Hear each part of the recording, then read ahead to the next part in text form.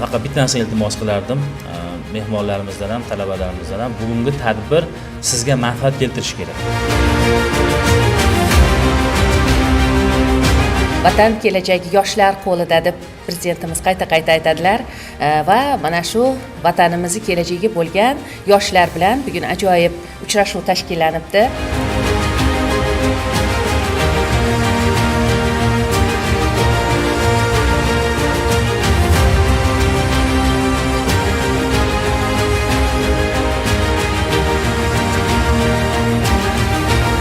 Ilgari metod kunlar bo'lardi o'qituvchilarda.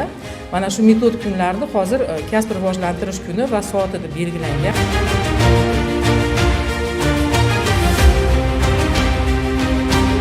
Yaqinda 14-fevral kuni prezidentimiz tomonidan PQ 62-sonli qarorlari imzolandi. Bunda Aloqa bank yoshlar banki deb e'tirof qilindi. Bizda hozir davlat tashkiloti va xususiy tashkilotlardan ixtiyoriy va majburiy tarzda bular o'zlarini bo'sh ish o'rinlarini, xususiy tashkilotlarimiz o'zlarining faoliyatini yurgizayotgan tashkilotlar yangi ish o'rinlarini bizga e'lon qilib borishadi.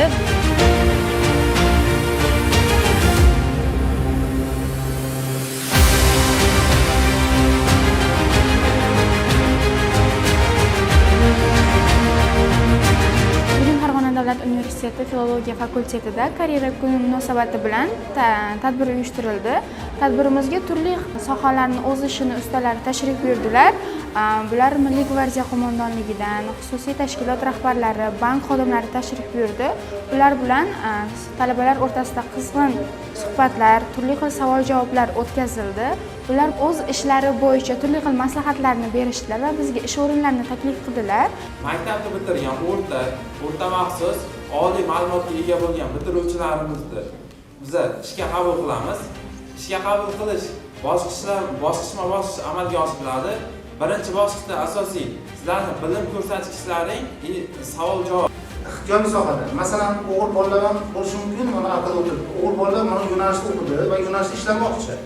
Endi bo'sh vaqtida yirik elektr svarka yoki kontakt svarka qilmoqchi.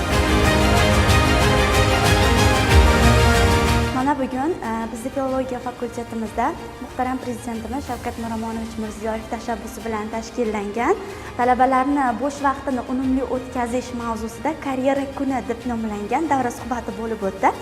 Ushbu davra suhbatiga ko'plab kasb xodimlari, asosan Milliy gvardiya xodimlari, monomarkaz xodimlari, bank xodimlari va boshqa ko'plab kasb xodimlari tashrif buyurishdi. Ushbu davra suhbatida men o'zim uchun ham ona sifatida, ham qiz sifatida, ham talaba, ham kelin sifatida juda ko'plab o'zimni qiziqtirgan savollarga javob oldim.